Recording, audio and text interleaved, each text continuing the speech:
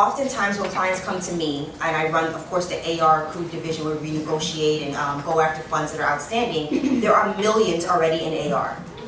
Clients don't come to me usually upon a startup because they think they have this figured out. They don't come to me at 100 grand because they feel like they have enough money in capital to eat that. You hit 3 mil, you know, it gets a little tight and it gets a little difficult, and that's when I get the clients.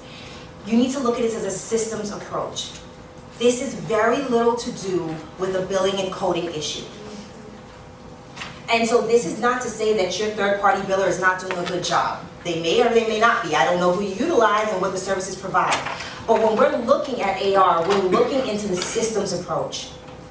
We can go back and fight, but what's going to happen next month if you haven't changed your operations internally to match the payer requirements?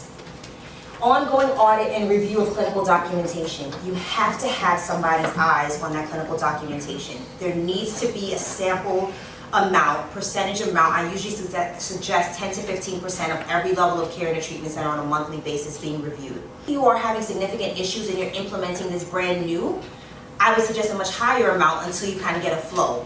From each level? Each level of care. So if you provide IOP, PHP, RTC, and detox, 10 to 15% at each level of care for all charts, and then a portion of discharge charts.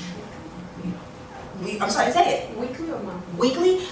Well, you know, it really depends on how your systems work. I've done weekly at some facilities. It really depends on who's doing your audits. If it's a clinical director, it may be over inundating for them to do this on a weekly basis. They may have an end of month report that you require for them, and they sit down at the end of the month and kind of knock this out. This is imperative for you to understand that this is directly attached to your reimbursements. You cannot fight with insurances because their expectation is that you understand the guidelines. You say, I will accept your guidelines in order to bill you. You agree to that.